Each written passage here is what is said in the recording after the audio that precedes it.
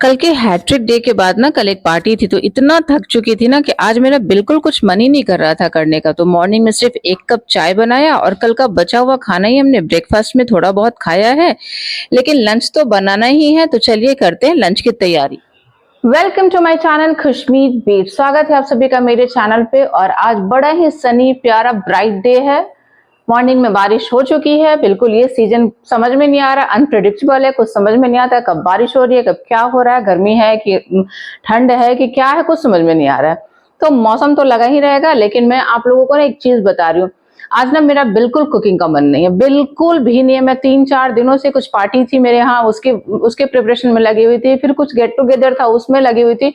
तो मैं बिल्कुल थक चुकी हूँ। लेकिन दोपहर का लंच तो हमें करना ही है।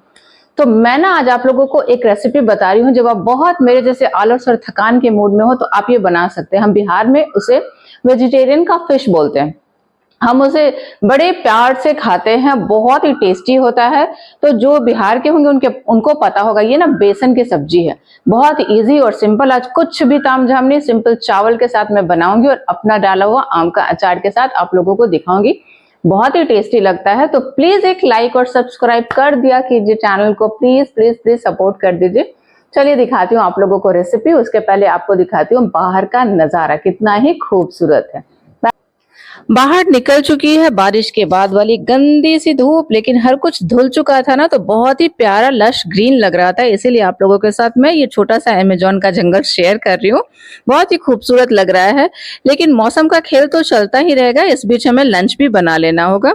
तो चलिए सबसे पहले तैयार करते हैं एक मसाला। इसके लिए मैं ले रही हूँ एक जार में थोड़ा सा पीला वाला सरसों यूज कर रही हूँ। यह हमारे यहाँ मछली में पड़ता है, जो बिहार में खाते होंगे उनको पता होगा। हाफ टेबल स्पून मैं ले रही हूँ धनिया, हाफ टेबल स्पून जीरा पाउडर ले रही हूँ। जीरा जीरा खड़ा ले रही हूँ, पाउडर नहीं ले रही हूँ। और थोड़ा सा लाल मिर्च ले रही हूँ। ये लाल मिर्च जो है ना, हरी वाली मिर्च जब सूख जाती है मैं उसको यूज करती हूँ, क्योंकि रेड मिर्च मेरे यहाँ खाना मना है तो बहुत कम ही यूज करती हूँ उसको। थोड़ा सा हल्दी पाउडर और थोड़ा सा लाल मिर्च पाउडर डाल के इसको एक अच्छा हाँ, इसमें ना लहसुन डालने के बाद ड्राई आप इसको मिला लीजिएगा, पहले पीस लीजिएगा। क्योंकि कभी कभी जो सरसों होता है ना, वो पीली वाली जो सरसों होती है, पानी डालने के बाद मिक्सी में घूमते रह जाती है और वो पिस नहीं पाती। और मैंने ना बीच में उसमें ब्लैक पेपर वाला पाउडर यूज किया था, क्योंकि मैं डालना भूल गई थी। तो आपके पास खड़ी वाली गोलकी हो तो उसको भी डाल के आप पहले ड्राई मिक्सर में चला लीजिए। फिर उसके बाद पानी डाल के एक स्मूथ सा पेस्ट बना लीजिएगा, क्योंकि सरसों नहीं पिसेगा ना तो फिर वो अच्छा नहीं लगेगा, टेस्ट उसका थोड़ा कड़वा हो जाता है। तो बहुत आराम से इसको पीसिए, 2-3 बार में आराम से पिस जाता है। तो मैंने मसाले को पीस लिया है। अब बनाते हैं बेसन का एक बैटर, जिसका हम सब्जी बनाएंगे।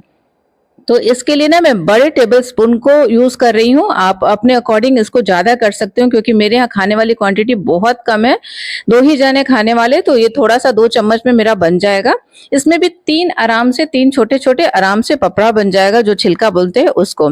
तो बेसन में मैं डाल रही हूँ नमक, और ये वाला जो मसाला पीसा है ना हमने, इसको भी इसमें डालेंगे। नहीं तो इसका जो टेस्ट आएगा बेसन का ना, बिल्कुल ब्लैंक हो जाएगा, कोई टेस्टलेस हो जाएगा। इसलिए इस मसाले को डाल के ही इसको हम बनाते हैं। इससे एक बहुत अच्छा सा टेस्ट आता है इसके अंदर। तो थोड़ा थोड़ा पानी डाल के गाढ़ा सा इसका पेस्ट बना लेंगे, जिससे हमें ना तवे पे इसको फैलाने में आसानी हो। ये रेसिपी जो है ना, बिल्कुल गांव वाली देहात वाली है। ये तवे पे बनेगी और सब्जी जो है वो कढ़ाई में बनाऊंगी मैं। तो मैंने हल्का हल्का पानी डाल के एक अच्छा सा बैटर बना लिया है। अगर आप चाहते हैं ना तो विस्कर से भी आप कर सकते हैं, विस्क अगर आपसे स्पून से नहीं होता है तो। लेकिन आप अगर फटाफट स्पून से करते जाएंगे ना तो लम्स नहीं पड़ते हैं। तो बैटर को रखेंगे साइड और अब चढ़ाएंगे एक हम तवा गर्म करने के लिए। तो मैं यहाँ यूज कर रही हूँ आयरन वाले तवे का। अगर आप नॉनस्टिक पे बनाना चाहते हैं तो आप उस पे भी बना सकते हैं। आयरन वाले तवे के साथ क्या है ना कि इसको क्लीन करना बहुत आसान हो जाता है। और इस तरह की जो बार बार ऑयल यूज करने वाली रेसिपीज होती है ना, उसमें तवा बहुत गंदा होता है। तो नॉनस्टिक को अगर हम बहुत साफ करेंगे रगड़ के तो उसका लेयर निकल जाता है। तो मैं ऐसी कोई भी रेसिपी आयरन वाले तवे पे ही बनाती हूँ। आयरन के तवे को यूज करने का एक नियम होता है ना कि उसमें पहले ऑयल डाल के अच्छा सा गर्म कर लीजिए, फिर ठंडा कर लीजिए, वो नॉन स्टिक जैसा ही वर्क करेगा। तो मैंने हल्का सा बैटर डाला है और हाथ से फैला के एक गोल सा शेप दे रही हूँ, डोसे जैसा या चीला जैसा। अगर आपको परेशानी होती है हाथ से करने में तो आप प्लीज एक स्पून का यूज करिए, जिसकी तली नीचे से बिल्कुल जो समतल होती है ना उसको। तो ऐसे फैला लेना है इसको। और मैं फर्स्ट वाला जो पपरा है ना, हम इसे बिहार में पपरा बोलते हैं, इस पे ऑयल डाल रही हूँ, दोबारा नहीं डालूंगी, क्योंकि फर्स्ट वाले मसाले पे चिपकने के चांसेस थोड़े होते हैं। तो जब ये हल्का सा कच्चा रहता है ना, उसी समय हम इसको ऐसे पलट-पलट के प्रेस कर लेते हैं तो ये चिपक जाता है। अगर ये बहुत आराम से ऊपर से पक गया ना तो ये ड्राई हो जाएगा, फिर चिपकने में थोड़ी परेशानी होगी। देखिए इसको ना हल्के से कलछे से प्रेस करते जाइए और टर्न करते जाइए, ये बहुत आराम से बन जाता है, कोई प्रॉब्लम नहीं होगी और ये रेसिपी बहुत ही टेस्टी लगती है। अभी ये कच्चा है, मैं इसको थोड़ा और पकाऊँगी बाद में, मेरा अपना ट्विस्ट है इसमें। ऐसे हम लोग जब बचपन में खाते थे ना तो ऐसे ही काट के ग्रेवी में डाल दिया जाता था। लेकिन मैंने चेंज किया है इसको, तो ऐसे ही एक-एक बैटर को डालते जाएँगे और अपने हिसाब से, अपने साइज़ के हिसाब से जिसमें आप कंफर्टेबल हो, चीला बनाते रहेंगे। तो मैं हाथ से फैलाते जा रही हूँ आराम-आराम से। अगर आपको परेशानी होती है तो प्लीज़ आप ये मत करिएगा क्योंकि हाथ जलता है। हाँ, एक चीज़ है ना कि आप चाहें तो साइड में पानी रख सकते हैं। आपको अगर परेशानी हो रही है तो तुरंत मैंने कप रखा है, उसमें ना मैं हाथ डिप कर लेती हूँ। तो ये भी हो चुका है, लेकिन ये थोड़ा-सा ना ज़्यादा पक चुका है, इसलिए मुझे ये फटाफट से रोल करना पड़ेगा, नहीं तो ये चिपकेगा नहीं। क्या होता है ना कि अगर आप इसका जो रोल है अगर ये चिपका नहीं तो जब आप ग्रेवी में डालेंगे तो वो ग्रेवी में खुल जाता है, उसके जो लेयर्स हैं ना वो खुल जाते हैं।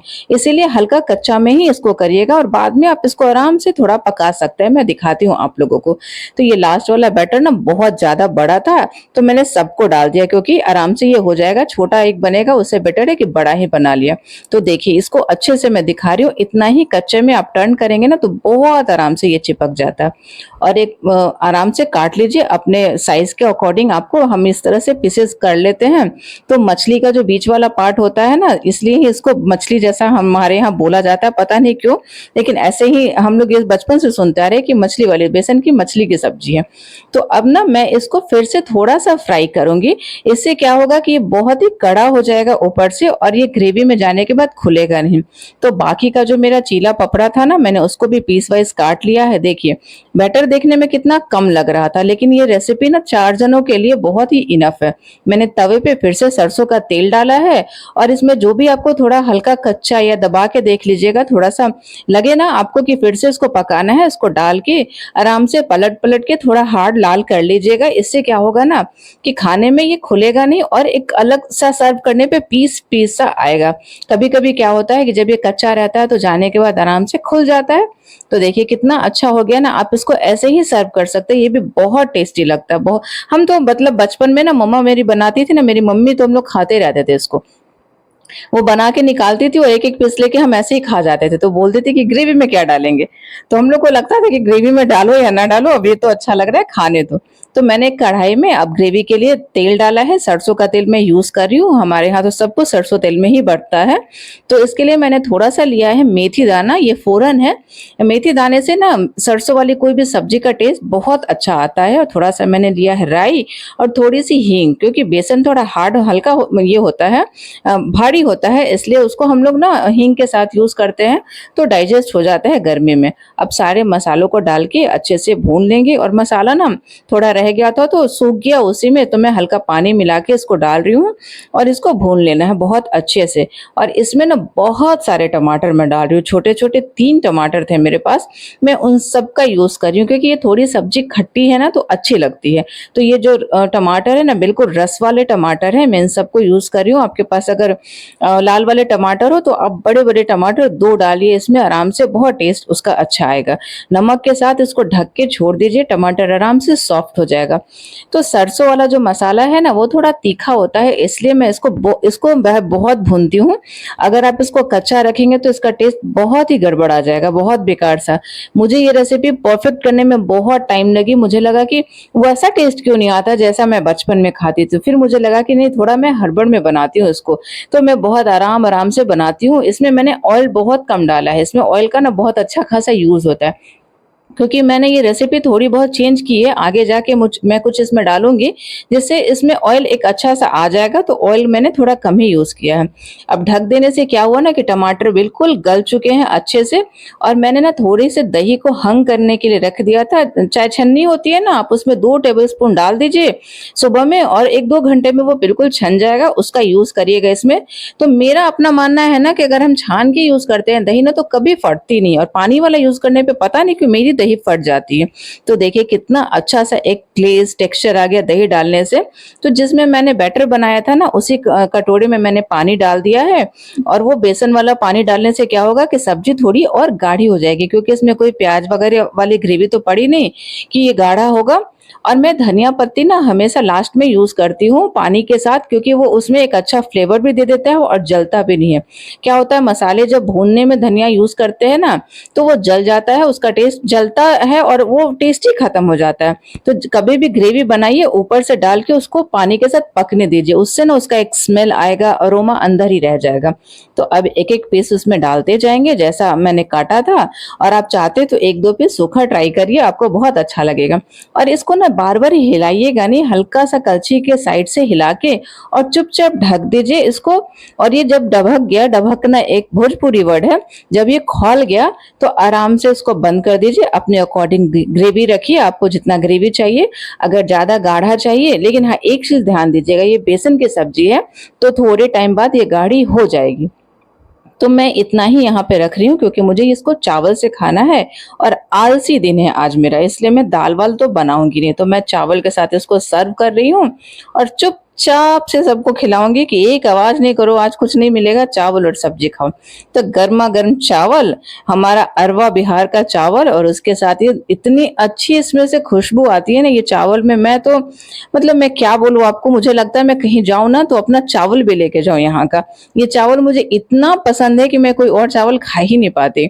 तो मैंने सर्व कर लिया एक अचार के साथ, और खा के बताती हूँ आप लोगों को रेसिपी बनी कैसी है। और मेरे फेस पे ना बिल्कुल आपको थकान दिख रहा होगा, लग रहा है कि मैं अब कब सोऊँ खा के। तो मुझे तो बहुत अच्छा लगा, मैं बहुत ही थक चुकी हूँ, खाऊँगी और सोऊँगी। तब तक के लिए बाय।